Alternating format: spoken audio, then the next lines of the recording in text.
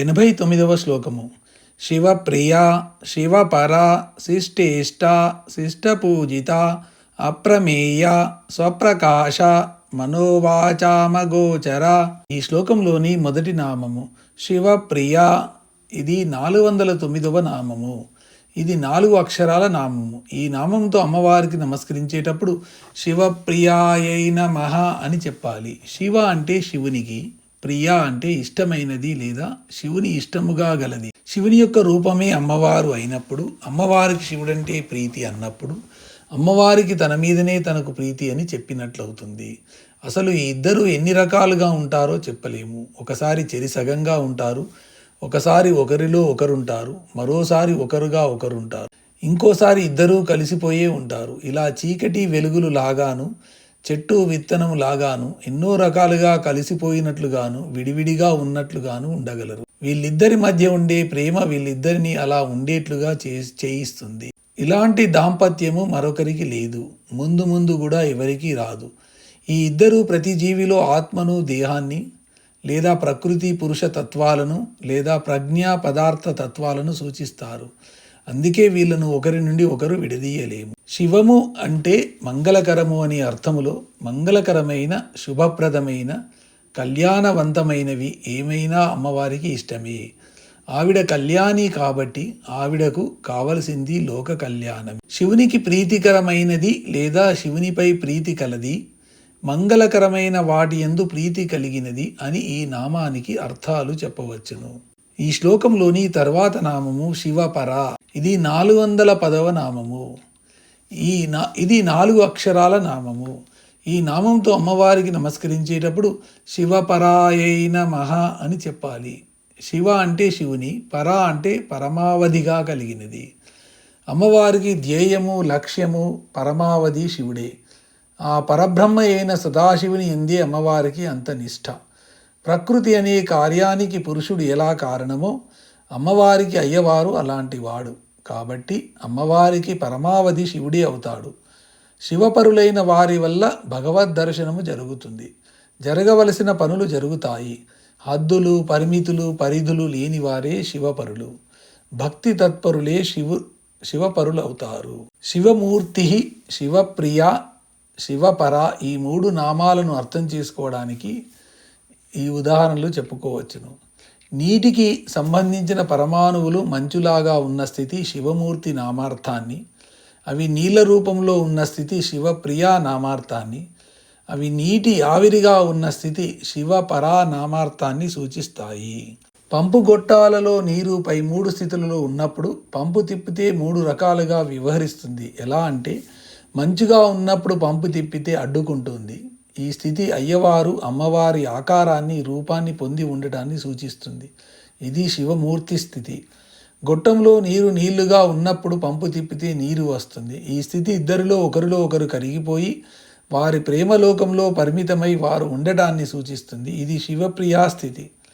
గొట్టంలో నీరు ఆవిరిగా ఉన్నప్పుడు పంపు తిప్పితే గొట్టమంతా వ్యాపించి ఉండటమే కాకుండా బయటకు వచ్చి కూడా అంతటా వ్యాపిస్తుంది. ఈ స్థితి ఇద్దరికీ అవధులు, హద్దులు ఉండవని, అంతా శివపరమే, అంతా శివమయమే అనే లక్ష్యాన్ని సూచిస్తుంది. ఇది శివపరాస్థితి, శివుని పరమావధిగా కలిగినది అని ఈ నామానికి అర్థము.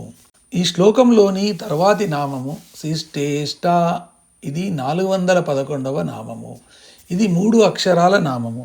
ఈ నామముతో అమ్మవారికి నమస్కరించేటప్పుడు శిష్టేష్టాయై నమః అని చెప్పాలి.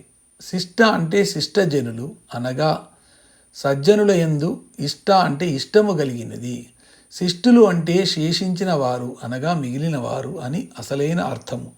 శిష్టులంటే సదాచార సంపన్నులు, క్రమశిక్షణాశీలురు, ఉత్తమ ప్రవర్తన కలిగిన వారు అనే అర్థాలున్నాయి. అయితే ఈ అర్థాలు శేషించిన వారు అనే అర్థం నుండే వచ్చాయి. ఎలాగంటే విభూతి వస్తోందిట అంటేను, గాలిలోంచి శివలింగాలు తీస్తారుట అంటేను, బంగారు ఉంగరాలు ఇస్తారుట, పట్టు చీరలు ఇస్తారుట, రాగిని బంగారంగా మారుస్తారట, పిల్లలకు ఉద్యోగాలు ఇప్పిస్తారట, ఉన్నత పదవులు తెప్పిస్తారట. ఇలా ఎన్నో రకాల వ్యామోహాలకు ఆకర్షితులై కొందరి దగ్గరికి వెళుతూ ఉంటారు. వీళ్ళందరూ వ్యామోహితులే, దురాశాపరులే, వ్యాపార దృష్టి కలిగిన వారే. అట్లా పోగా వీటితో నిమిత్తం లేకుండా మిగిలిన వారు కొందరుంటారు. వాళ్ళే శేషించిన వాళ్ళు లేదా శిష్టులు. వీళ్లకు పై వ్యామోహాలతో నిమిత్తం లేకుండా అసలైన జ్ఞానం మీద, బ్రహ్మ విద్య మీద, సేవ మీద ఆసక్తి ఉంటుంది. వీళ్ళు ఈ ఆసక్తితోనే పెద్దవారి దగ్గరకు వెళతారు.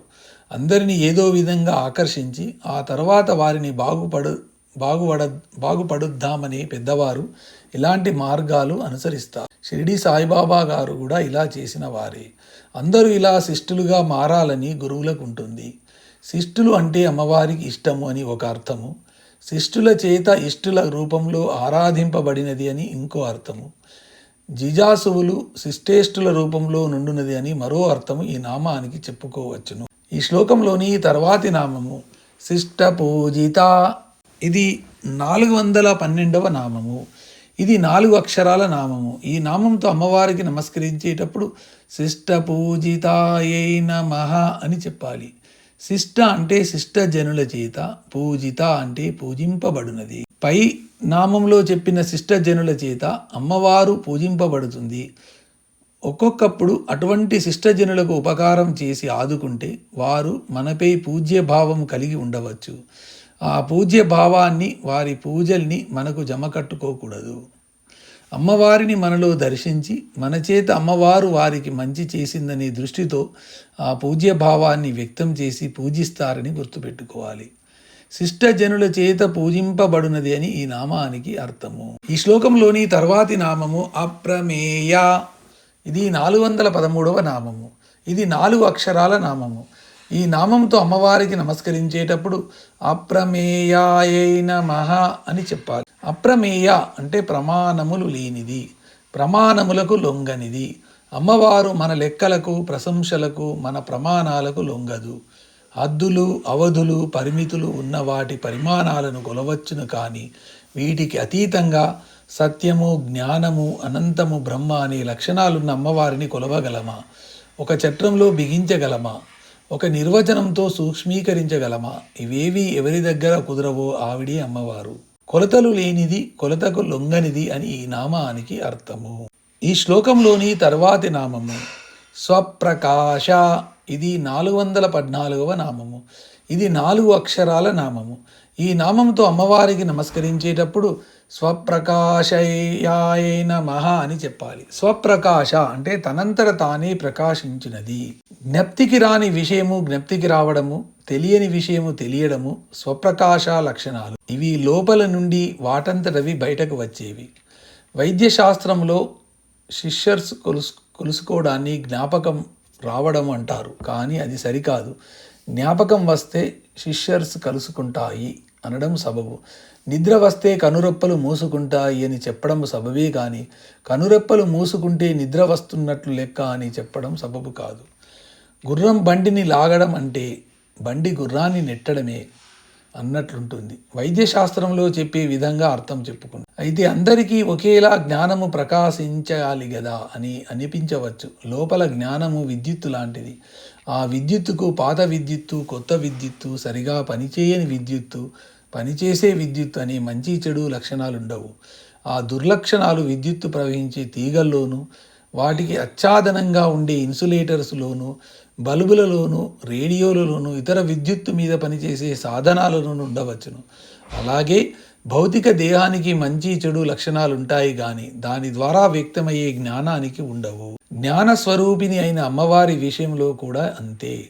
ఇంద్రియ మనోబుద్ధుల చేత ప్రకాశింప చేయబడలేనిది ఆవిడ స్వయం జ్యోతి స్వభావాన్ని గురించి ఈ క్రింది శ్లోకంలో చెప్పబడుతుంది. యద్భాసా భాస్యతే సూర్యో యద్భాసా భాస్యతే జగత్ స్వాంతస్థజ్యోతి రూపాస స్వప్రకాశాతద్యుచ్యతే.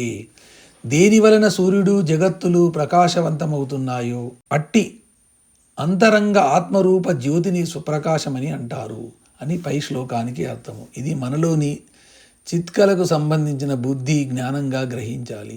తనంత తాను ప్రకాశించున్నది అని ఈ నామానికి అర్థము.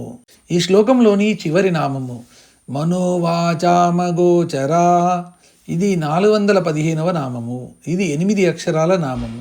ఈ నామంతో అమ్మవారికి నమస్కరించేటప్పుడు మనోవాచామగోచరాయై నమః అని చెప్పాలి. మనః అంటే మనస్సు చేత, వాచ అంటే వాక్కుల చేత, అగోచర గోచరము కానిది అనగా గ్రహింప వీలు కానిది. సాధారణంగా దేని గురించి అయినా తెలుసుకోవాలన్నా చెప్పాలన్నా పంచ జ్ఞానేంద్రియాల ద్వారా పనిచేసే మనస్సు ఉండాలి, చెప్పడానికి వాక్కులు ఉండాలి. కానీ ఆ రెండి ద్వారా కూడా గోచరం కానిది అమ్మవారు. గోచరం అనే పదంలో కన్ను ద్వారా దృశ్యాన్ని చూడడము, చెవి ద్వారా వాక్కును వినడము, నాలుక ద్వారా రుచిని గ్రహించడం అనే విషయాలన్నిటి అర్థము ఉంటుంది. ఇంద్రియాలు, మనస్సులు, వాక్కులు ఇవన్నీ ఎవరి వలన సృష్టింపబడ్డాయో, ఎవరికంటే తర్వాత ఉంటాయో ఆవిడ అమ్మవారైతే అటువంటి అమ్మవారు మనస్సుకు వాక్కులకు ఎలా గోచరమవుతుంది? దీన్నే తైత్తిరీయంలో యతో వాచో నివర్తంతే అప్రాప్య మనసా సహా అని అన్నారు. మనస్సుతో సహా వాక్కులు కూడా ఎంతవరకు వెళ్ళి వెనక్కి తిరుగుతాయో ఆ కక్షలో ఉండే అమ్మవారు ఇంద్రియ మనోవాగ్గోచారం కాదు. సృష్టి క్రమంలో ముందు అవ్యక్తము, అటుపైన మహత్తత్వము, అటుపైన అహంకారము, మనస్సు ఏర్పడతాయి. కాబట్టి మనస్సుకు తన మూల కారణమైన అమ్మవారు గోచరము కాదు. అలాగే పరాస్థితిలో ఉండే అమ్మవారిని ఆ పరా పశ్యంతి మధ్యమా స్థితులు దాటిన తర్వాత వచ్చే వైఖరి వాక్కులు వర్ణించలేవు. మనస్సు చేత వాక్కుల చేత గోచరము కానిదని ఈ నామానికి అర్థము.